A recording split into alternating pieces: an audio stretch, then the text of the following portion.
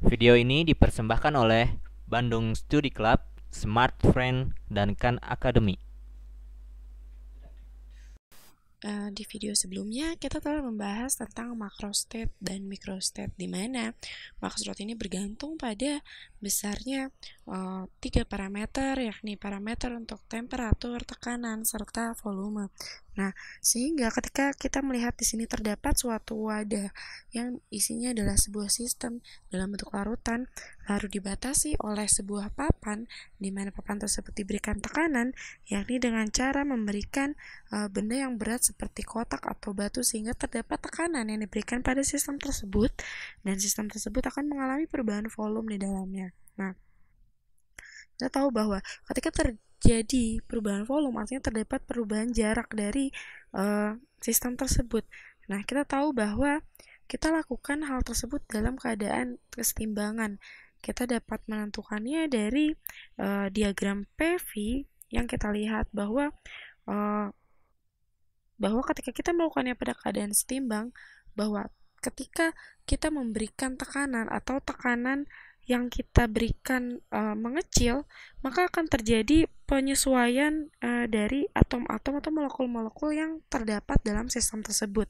Nah, ketika kita menekan sistem tersebut, maka partikel akan bergerak semakin pergerakannya akan semakin terbatas. Sedangkan ketika sistem tersebut dikurangi tekanannya, maka ada ruang kosong dan akan diisi langsung oleh sistem tersebut. Nah, ini merupakan salah satu cara kerja dari sistem, bahwa kita dapat lihat ketika kita mengetahui dari sistem tersebut sendiri bahwa ketika kita memberikan suatu parameter di sana, maka kita akan dapatkan keadaan di mana yang mendekati ideal atau mendekati setimbang. Nah, lalu ketika misalnya kita berikan suatu aksi terhadap sistem, yakni misalnya kita berikan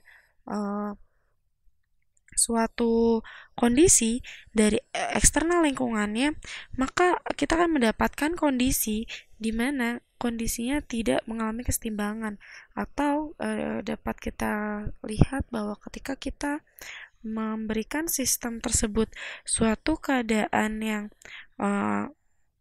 memiliki jumlah gaya eksternal yang besar, maka sistem tersebut akan mengalami sebuah perubahan, dan tentunya kesetimbangan tidak akan dicapai oleh sistem tersebut.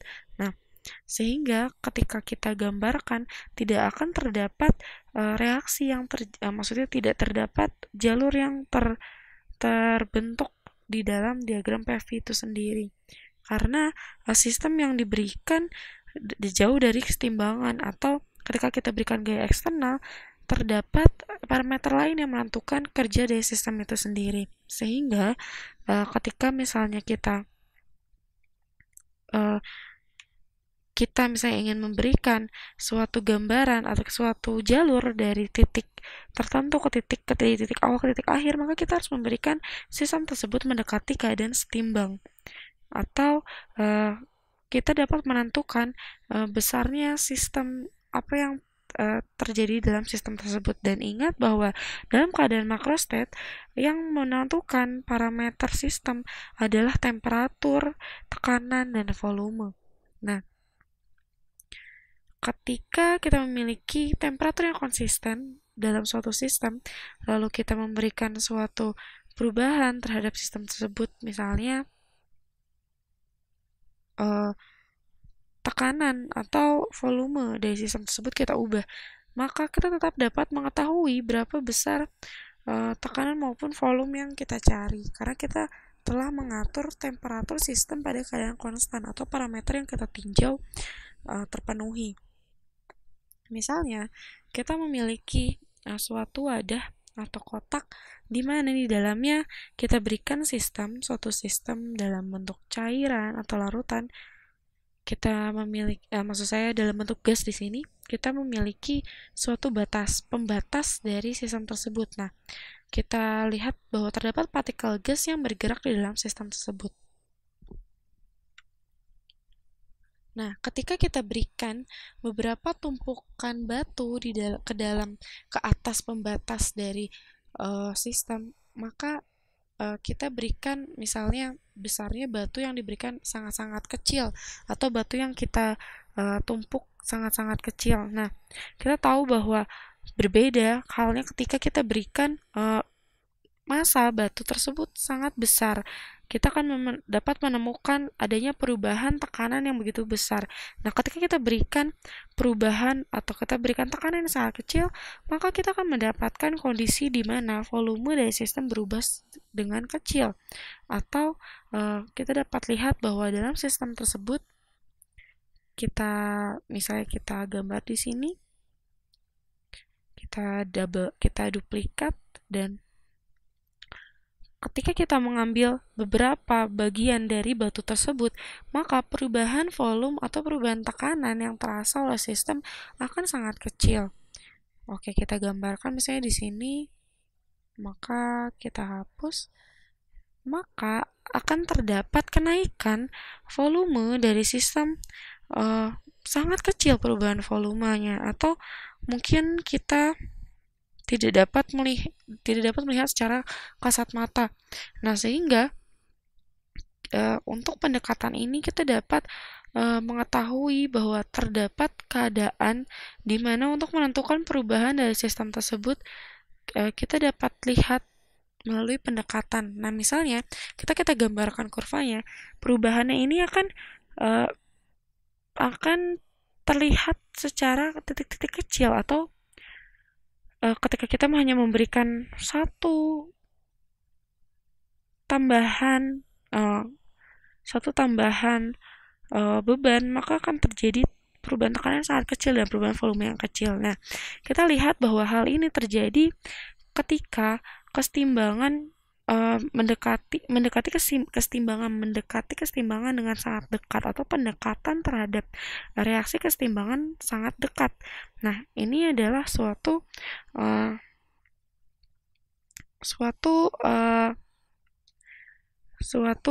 perbedaan atau suatu hal yang mendasar dari kuasi statik, maksud saya. Nah, di mana ketika kita memberikan suatu gaya eksternal pada lingkungan, maka reaksi tersebut maksud saya terhadap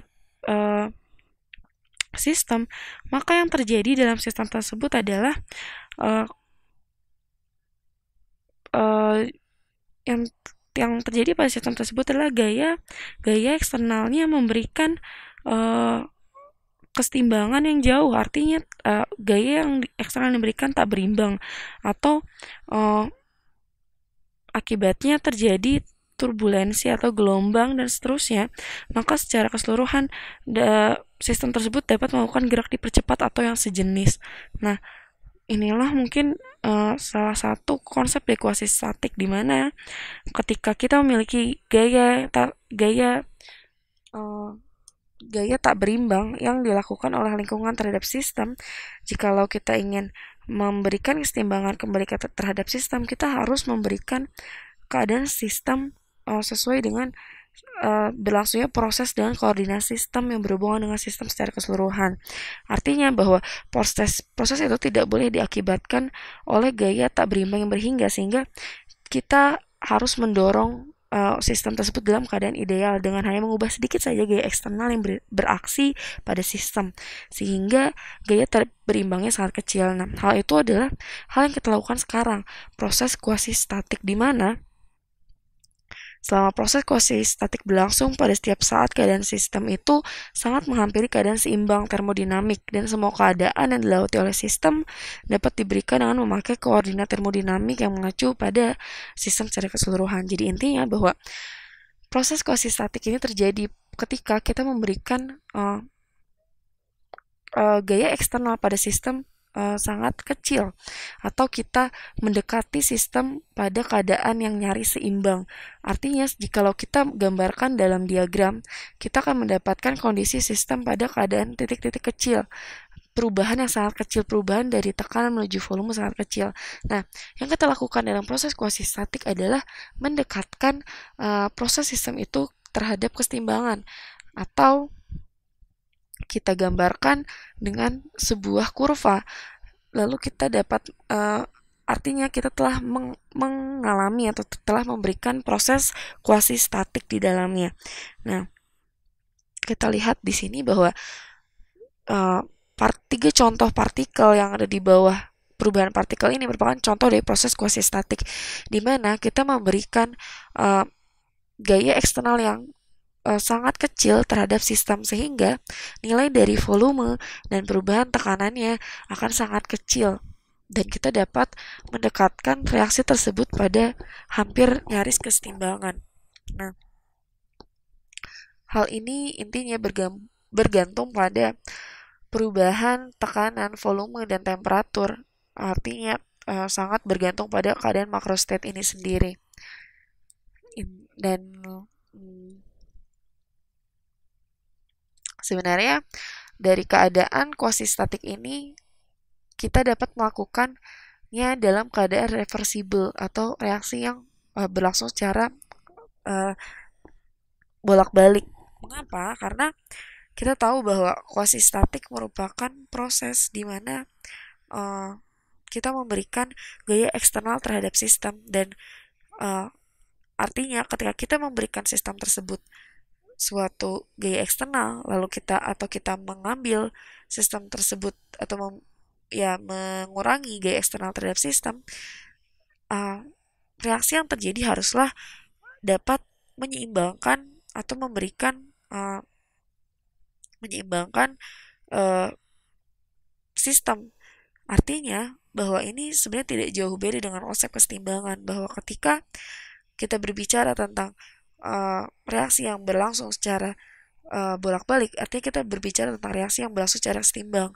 Nah, kita tahu bahwa dalam keadaan kuasi statik, reaksi berlangsung mendekati keadaan setimbang. Artinya, reaksi berlangsung mendekati keadaan yang reversible, atau reaksi tersebut berlangsung dengan mengalami perubahan volume dan perubahan pressure, misalnya perubahan tekanan yang rendah, sehingga reaksi tersebut dapat memenuhi atau memberikan kesetimbangan, mendekati kesetimbangan yang diinginkan oleh sistem itu sendiri. Nah, kita dapat lihat di sini bahwa ketika kita memberikan sistem tersebut mengalami perubahan volume sekian dan perubahan temperatur sekian, kita dapat melihat bahwa sistem tersebut akan nantinya dapat bergerak secara reversibel atau dapat mengalami kebalikannya. Maksud saya, ketika kita memberikan suatu sistem tersebut beban atau tekanan, ketika diambil lagi tekanannya atau bebannya, maka tekanannya partikel tersebut akan mendorong tekanan tersebut ke atas, sehingga reaksi ini akan bekerja dalam kesetimbangan atau akan menyeimbangkan sistem itu sendiri. Nah, ketika kita lihat di sini, sistem yang dilakukan adalah dalam keadaan makro. Nah, ketika kita memberikan besar perubahan tekanan terhadap sistem, maka kita akan melihat bahwa sistem tersebut berlangsung secara reversible, karena adanya kecenderungan sistem untuk mengisi setiap ruang kosong dari sistem tersebut.